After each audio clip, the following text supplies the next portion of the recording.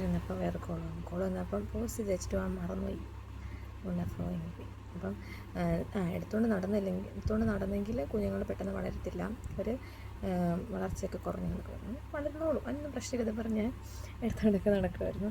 അപ്പം എന്താ പറയുക, എൻ്റെ കുട്ടികളെ എനിക്കങ്ങനെ എടുത്തുകൊണ്ട് നടക്കാൻ പറ്റിയിട്ടില്ലാത്തതുകൊണ്ടൊരു, കാരണം ഏറ്റവും കൂടുതൽ അവർക്ക് ആവശ്യമുള്ളൂ. പക്ഷേ അമ്മ ആ സമയത്തെല്ലാം രണ്ടുപേരും ചേർത്ത് പിടിച്ച് കിടന്നൊക്കെ ഉറങ്ങുന്നതുകൊണ്ട് അവർക്ക് ആ ഒരു ബുദ്ധിമുട്ടുണ്ടായിട്ടില്ല. അങ്ങനെ ഒരു അമ്മയുടെ കുറവുണ്ടായില്ല. എൻ്റെ അമ്മ എന്താ പറയുക ചേർത്ത് പിടിച്ച് കിടന്നു. ആ സമയത്ത് നല്ല മഴയുണ്ടായിരുന്നു. അപ്പോൾ എന്താ പറയുക ചൂടൊക്കെ കിട്ടി ഉറങ്ങണമല്ലോ, അവരുറങ്ങുമായിരുന്നു. എനിക്കൊന്ന് ചെരിഞ്ഞ് വരാൻ പറ്റിയിരുന്നെങ്കിൽ അതെങ്കിലും ഒന്ന് കിട്ടിയിരുന്നെങ്കിൽ ഞാൻ കെട്ടിപ്പിടിച്ചിടുന്നത്.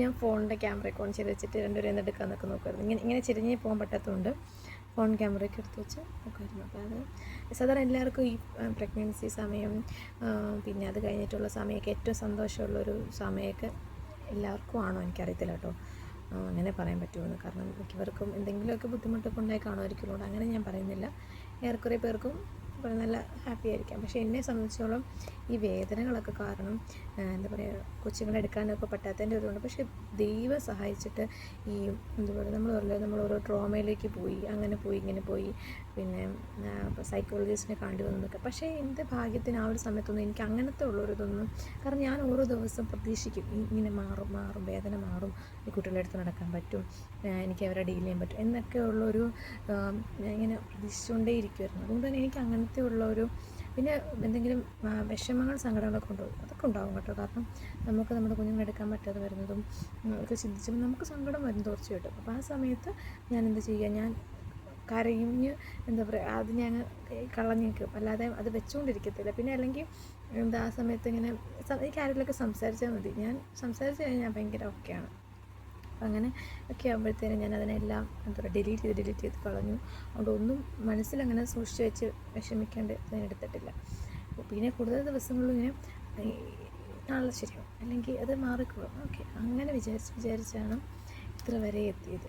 അപ്പോൾ ഒരു ദിവസം ഉണ്ടല്ലോ, എനിക്ക് പിള്ളേർക്ക് 2 വയസ്സൊക്കെ കഴിഞ്ഞ സമയത്താണെന്ന് തോന്നുന്നു, ഒരു സെയിൽസിൻ്റെ ഒരു പുള്ളിക്കടുത്ത് വീട്ടിൽ വന്നിട്ട് എന്ത് പ്രൊഡക്റ്റുമായിട്ട് വന്നതാണ്. അപ്പോൾ ഞങ്ങളിങ്ങനെ വേണ്ട എന്ന് പറഞ്ഞു, കാരണം അതിന് മുന്നേ വന്ന് നമ്മൾ മേടിച്ചിരുന്നു. അപ്പം അവരോട് വേണ്ടെന്ന് പറഞ്ഞു. അപ്പോൾ ആ പിള്ളേരെ അത് കൊച്ചു പറഞ്ഞു അത് ട്വിൻസാണ്, നമ്മൾ അതേന്ന് പറഞ്ഞു.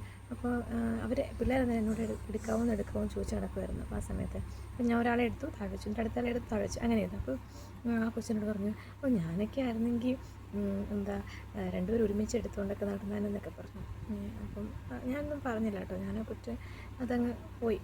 അപ്പം ഞാനോർത്തു ചിലപ്പോൾ ആ കൊച്ചായിരുന്നെങ്കിൽ എൻ്റെ സ്ഥാനത്ത് വേറെ ആരെങ്കിലും ആയിരുന്നെങ്കിൽ നടുവിന് ഫ്രാക്ചറൊന്നും ഇല്ലാത്ത ആരെങ്കിലും ആയിരുന്നു എടുത്തു നടന്നത്. കാരണം എല്ലാ ട്വിൻസ് പ്രഗ്നൻസിയിലും നടുവിന് ഫ്രാക്ചർ ഉണ്ടാകത്തില്ല, ഒക്കെ എടുത്തു നടന്നത്. പക്ഷേ ഞാനപ്പോൾ ഓർത്തു അങ്ങനെ സംഭവിച്ചാലും ഞാൻ അതോർത്ത് വിഷമിച്ചിരിക്കുകയോ അല്ല എൻ്റെ കുട്ടികളുടെ കാര്യങ്ങൾ ബാക്കി നോക്കാതിരിക്കുകയോ ഒന്നും, അല്ലെങ്കിൽ എനിക്ക് ഒരു പ്രഗ്നൻസി കൊണ്ട് ഇങ്ങനെ സംഭവിച്ചെന്നോ വിചാരിക്കുകയോ ഒന്നും ഞാൻ ചെയ്തിട്ടില്ല. ഞാനിപ്പോൾ ഒരു ആക്സിഡൻറ്റ് പറ്റിയാലും വീണാലും നടുവിന് ഫ്രാക്ചർ ഉണ്ടാകും, അങ്ങനെയാണ് ഞാൻ അതിനെടുത്തത്. എൻ്റെ കുട്ടികൾക്ക് മേലൊരു ഇത് ഞാൻ വെച്ചിട്ടില്ല. അപ്പോൾ അതുകൊണ്ട് തന്നെ അവർ പറഞ്ഞത് ഞാനത് മൈൻഡില്ല. കാരണം പണ്ട് തൊട്ടേ എനിക്കൊരിതുണ്ട്, ഞാനാണ് ബെസ്റ്റ്. ബാക്കിയുള്ളവരെ എന്ന് വെച്ചാൽ ഞാൻ വേറൊരാളായിട്ട് കമ്പയർ ചെയ്തിട്ട് ഞാൻ അയ്യോ അങ്ങനെയാണ്, അവർക്ക് ഇങ്ങനെയുണ്ട്, അല്ലെങ്കിൽ അങ്ങനെ ഒരിക്കലും.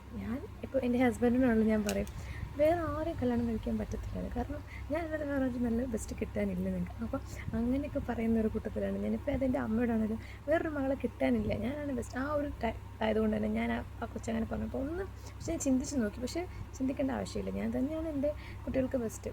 അപ്പം അതുകൊണ്ട് തന്നെ ഞാൻ അതിനെക്കുറിച്ച് ഓർത്ത് വേദനിക്കാൻ വിഷമിക്കാനൊന്നും പോയിട്ടില്ല. പിന്നെ എന്താ പറയുക, എനിക്ക് ഫ്രാക്ചർ ഉണ്ടായി കഴിഞ്ഞിട്ടും ഈ പ്രശ്നങ്ങളൊക്കെ ഉണ്ടായി കഴിഞ്ഞിട്ട് ഞാൻ തളർന്നു പോവുകയോ അങ്ങനെയൊന്നും സംഭവിച്ചിട്ടില്ല. അപ്പോൾ അതുകൊണ്ട് തന്നെ എനിക്ക് ആ കാര്യത്തിൽ ഞാൻ ഭയങ്കര പ്രൗഡാണ്. പിന്നെ എല്ലാവർക്കും കല്യാണം കഴിഞ്ഞ് ഉടനെ തന്നെ കുട്ടികളുണ്ടായി കഴിഞ്ഞിട്ട് പിന്നെ പെട്ടെന്ന് ജോലിക്ക് പോകാനൊന്നും പറ്റിയിട്ടുണ്ടെന്ന് എല്ലാവരും ഇല്ലല്ലോ. അപ്പോൾ അതുകൊണ്ട് തന്നെ ഞാൻ കുട്ടികളുടെ കൂടെ ആ ഒരു സമയം സ്പെൻഡ് ചെയ്യാനും ഹാപ്പി ആയിട്ടിരിക്കാനുമാണ് ഇപ്പം നോക്കുന്നത്. ഇത് കഴിഞ്ഞാലും എനിക്ക് എൻ്റെ ജോലിയും കാര്യങ്ങളൊക്കെ ആയിട്ടൊക്കെ പോയി ജീവിക്കാം. കുറച്ചുകൂടെ കുട്ടികളൊക്കെ വലുതായി കഴിഞ്ഞാൽ എപ്പോഴും എൻ്റെ കുട്ടികളിങ്ങനെ തന്നെ എല്ലാവരും ഇരിക്കുന്നത്. അങ്ങനെയൊക്കെ വിചാരിച്ചാണ് ഞാൻ എൻ്റെ മൈൻഡിനെ സെറ്റാക്കുന്നത്.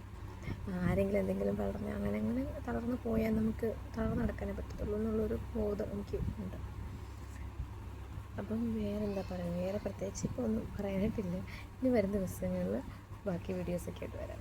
ടാറ്റാ.